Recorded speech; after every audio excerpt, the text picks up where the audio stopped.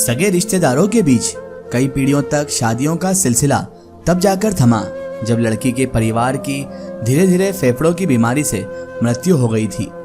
उसके कंधे भी काफी छोटे थे। जब पुरुष उसे गले लगाते होंगे तो शायद वे चौंक जाते होंगे।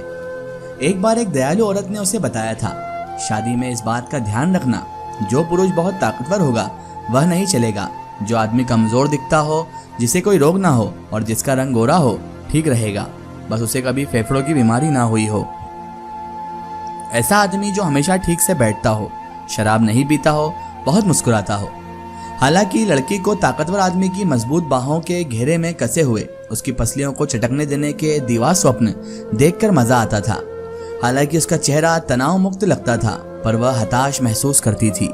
जब वह अपनी आंखें बंद करती थी तो अपने शरीर को जीवन के सागर पर तैरते हुए देखा करती थी, जिसे धारा जहां से ले जाती थी वहां बह जाता था। इससे वह खुद को प्रेमातुसुर महसूस करती थी। उसके चचेरे भाई के पास से एक पत्र आया। मेरे सीने में अंतिम समय में तकलीफ हो रही है। मैं केवल यह कह सकता हूँ कि मेरी होनी का समय, जिसके सामने मैंने हार मान ली है, आ गया है। मैं शांत हूँ, हालांकि एक बात जरूर चुभती है। मैं जब स्वस्थ था तो मैंने तुमसे तुम्हारा चुम्बन लेने की इजाजत क्यों नहीं मांगी? कृपया अपने होठों को इस रोगाणु से दूषित मत होने देना। वह अपने चचेरे भाई के घर के लिए निकली। जल्दी उसे समुद्र के किनारे के बने स्वास्थ्यालय में भेज दिया गया था। युवा डॉक्टर ने उसका इतना ध्यान रखा मानो वह एकमात्र ही रोगी हो। वो हर दिन उसके कपड़े के लाउंज को पालने की तरह उठाकर अंतरिक्ष के छोर तक ले जाता था। वहां बांस कुंज हमेशा सूरज की रोशनी में चमकते रहते थे। सूर्योदय का समय था। वाह, तुम बिल्कुल ठीक हो गई हो, सच में पूरी तरह से। मैंने इस दिन का कितनी बेसब्री से इंतजार किया था। मुझे बड़ा बेसब्री से इंतजार था इस दिन का कि जब मैं तुम्हें स्वस्थ देखूं, तुम्हें अपनी आंखों के सामने एकदम तंदुरुस्त देखूं। डॉक्टर ने उसे चट्टान पर रखे हुए लाउंज से उठाया। तुम्हारे जीवन का उस सूरज की तरह नए सिरे से अभ्युदय हो रहा है। समुद्र में जहाज पर तुम्हारे लिए गुलाबी पाल क्यों नहीं लहराते हैं? मुझे उम्मीद है कि तुम मुझे माफ कर दोगी। मैंने इस दिन का 2 दिनों से इंतजार किया है, एक डॉक्टर के रूप में जिसने तुम्हारा इलाज किया है, और मेरे अपने अन्य स्वयं के रूप में भी। मैंने आज के लिए कितने लंबे समय से इंतजार किया है। ये कितना दर्दनाक रहा है कि मैं अपनी डॉक्टर की अंतरात्मा की आवाज को अनसुनी नहीं कर सका। तुम पूरी तरह से स्वस्थ हो। तुम इतनी स्वस्थ हो कि अपनी भावनाओं को व्यक्त करने के लिए अपने शरीर का उपयोग कर सकती हो। पूरा समुद्र हमारे लिए गुलाबी क्यों नहीं हो जाता? लड़की ने डॉक्टर को कृतज्ञता से भरकर देखा। फिर उसने अपनी नजरें समुद्र की ओर घुमा ली और इंतजार करने लगी। लेकिन अचानक इस एहसास ने उसे चौंका दिया कि उसके मन में शुचिता का कोई महत्व नहीं था। उसने अपने बचपन से अपनी मौत को पहले से ही भांप लिया था, इसलिए वह समय में विश्वास नहीं करती थी। वह समय की निरंतरता में विश्वास नहीं करती थी और इसलिए पवित्र होना असंभव था। मैंने कितनी ही बार तुम्हारे शरीर को भावुक होकर निहारा है, लेकिन मैंने तुम्हारे समूचे शरीर को तर्क संगत से तरीके से भी नहीं निहारा है। एक चिकित्सक के रूप में मेरे लिए तुम्हारा शरीर एक प्रयोगशाला था। क्या? एक खूबसूरत प्रयोगशाला। अगर दवा देना मेरा पेशा नहीं होता तो मेरी भावनाओं ने अब तक तुम्हें मार डाला होता। वह डॉक्टर के प्रति घृणा महसूस करने लगी। वो उसकी आंखों से बचने के लिए हटकर बैठ गई। उसी अस्पताल में एक युवा मरीज ने उससे बात की जो उपन्यासकार था। हमें एक दूसरे को बधाई देनी चाहिए। हम दोनों एक ही दिन अस्पताल छोड़ देंगे। दोनों गेट के पास एक कार में बैठकर पाइन कुंज के बीच से कार चलाते हुए बाहर निकल गए। उपन्यासकार ने अपने हाथ औरत के कंधों के इर्द गिर्द रखने शुरू कर दिए। उसने खुद को उससे सटाना शुरू कर दिया, मानो वह उसकी हल्की सी चीज की तरह लुढ़क रही हो, जिसके पास खुद को रोकने की ताकत बिल्कुल ना हो। दोनों घूमने के लिए गए थे। ये जीवन की गुलाबी भोर है, तुम्हारी सुबह और मेरी सुबह। इस दुनिया में एक ही समय में 2 सुबह होना कितना अजीब बात है। 2 सुबहें एक हो जाएंगी, ये अच्छा है। मैं एक किताब लिख दूंगा जिसका शीर्षक 2 सुबह होंगी। उसने खुशी से भरकर उपन्यासकार को देखा। इसे देखो, तुम्हारा यह स्केच मैंने अस्पताल में बनाया था। भले हम मर जाएं, मेरी किताब में हम जिंदा रहेंगे, लेकिन अब 2 सुबह हैं। उन विशेषताओं का पारदर्शी सौंदर्य जो विशेषता है ही नहीं, तुम्हें सुगंध जैसा सौंदर्य है जिसे खुली आंखों से नहीं देखा जा सकता। उस पराग की तरह जो वंसत में खेतों की खुशबू बिखेर देता है। मेरे उपन्यास को एक सुंदर आत्मा मिल गई है। उसे मैं कैसे लिखूं?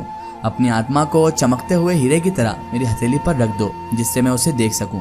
मैं उसे शब्दों से आकार दूंगा। क्या? लड़की ने आश्चर्य से पूछा। इतनी खूबसूरत सामग्री के साथ अगर मैं उपन्यासकार नहीं होता तो मेरी भावनाएं तुम्हें सुदूर भविष्य में नहीं रहने देती। उसके बाद वह उपन्यासकार के प्रति घृणा महसूस करने लगी। उसने उसकी टकटकी से बचने के लिए खुद को सीधा किया। गुलाबी गुलाबी। वह अपने कमरे में अकेली बैठी हुई थी। उसके चचेरे भाई की थोड़ी देर पहले मृत्यु हो गई थी। जब उसने अपनी सफ़ेद त्वचा पर नज़र डाली तो धीरे धीरे पतली होती जा रही थी। तो उसने गुलाबी शब्द को याद किया और मुस्कुराई। अगर कोई आदमी मुझे एक शब्द से लुभाना चाहता है तो उसका मन इसके लिए हामी भरने का हुआ और वह मुस्कुरा दी। अब यहाँ से शुरू होती है असली कहानी। आखिर उस लड़की के साथ क्या हुआ? उस लड़की के पीछे ऐसी चीजें क्यों पड़ रही थी? कभी डॉक्टर उससे फ्लर्ट करता तो कभी उसके साथ बैठा हुआ मरीज, क्योंकि वो भला की खूबसूरत तो थी ही, लेकिन साथ ही साथ लोगों को ऐसा लगता था कि बीमारी की वजह से वो टूट गई है तो लोग उसका फायदा उठा सकते हैं। और समाज में अधिकतर भेड़िए इसी तरह के मौजूद हैं जो किसी भी अबला नारी का, किसी भी अकेली लड़की का फायदा उठाने में कभी नहीं सोचते। अगर आप कभी भी बीच चौराहे पर जा रहे हैं, रात का वक्त है और कोई लड़की निकल रही है, तो आप उसे प्रोटेक्शन देकर ही जाएं, क्योंकि आज के दौर में बहुत ज़्यादा अनसेफ जोन हो चुका है और कई लोग तो इस फिराक में ही रहते हैं कि कोई अकेली लड़की दिखे और वो उनका मतलब पूरा करे। ये उस दौर की बात है जब महिलाएं इतनी सेफ नहीं हुआ करती थी। बहरहाल आज का दौर तो इतना अच्छा है कि एक कॉल पर पुलिस वहीं पर आ जाती है। मोबाइल फ़ोन और उसके अलावा पुलिस स्टेशन जगह जगह पर मौजूद हैं, तो क्राइम करने वालों का इतनी जल्दी हाथ नहीं चल पाता और वो इतनी जल्दी कुछ भी नहीं कर पाते जितना पहले कर लिया करते थे। पहले ऐसा मसला था कि ना कोई फ़ोन था, ना कोई कैमरे, ना ही कोई इंसान रात को घर के बाहर घूमता था, और जैसे ही कोई अबला नारी बेचारी दिख जाती थी तो उसके साथ वो भेड़िए अपनी दरिंदगी दिखा दिया करते थे।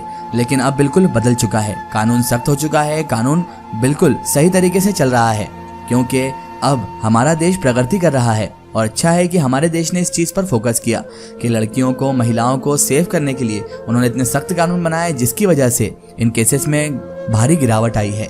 बंद तो अभी भी पूरी तरह नहीं हुए, लेकिन उम्मीद करते हैं कि एक ना एक दिन ये सब केसेस बंद हो जाएंगे और नारी भी पुरुष की तरह खुलेआम आज़ादी से घूम सकेगी। आज भी नारी आज़ादी है, लेकिन आज भी उनके अंदर एक नर्वस सेंस, एक डर बना ही रहता है। वो जो होता है डर, वो इसी से होता है कि बहुत सारे मर्द नारियों को देखते इस तरह से हैं, औरतों को देखते इस तरह से हैं कि वो देखने पर ही अनकंफर्टेबल फील करने लग जाती हैं। तो बात करना तो बहुत दूर की बात, और उसके बाद वो अपनी हिटलरी और अपनी स्टाइल मानने के चक्कर में लड़की को इतना ज़्यादा अनकंफर्टेबल फील करा देते हैं कि बेचारी क्या कहे और क्या ना कहे, वो वहाँ से चले जाना ही सही समझती है। और अक्सर ऐसा ही होता है। और अगर बेचारी अगर गलती से मुस्कुरा दी तो फिर भैया लाइन क्लियर हो गई। लड़कों के हिसाब से लाइन क्लियर हो गई और वो उस लाइन में ज़बरन घुसने का कोशिश करते हैं, और उससे लड़की अनकंफर्टेबल होने के साथ साथ सिक्योर भी महसूस नहीं करती, और वो यही सोचती है कि दुनिया में एक ही रिश्ता है। मैं ये नहीं कहता कि सारी लड़कियां ऐसी होती हैं, लेकिन कुछ लड़कियां और ज़्यादातर लड़कियां आज भी ऐसी हैं जो अपने सम्मान को पहला दर्जा देती हैं, अपनी इज्जत को, अपने घर वालों को पहला दर्जा देती हैं। इसीलिए हमें महिलाओं की इज्जत करना चाहिए और उनसे कभी भी गलत व्यवहार नहीं करना चाहिए।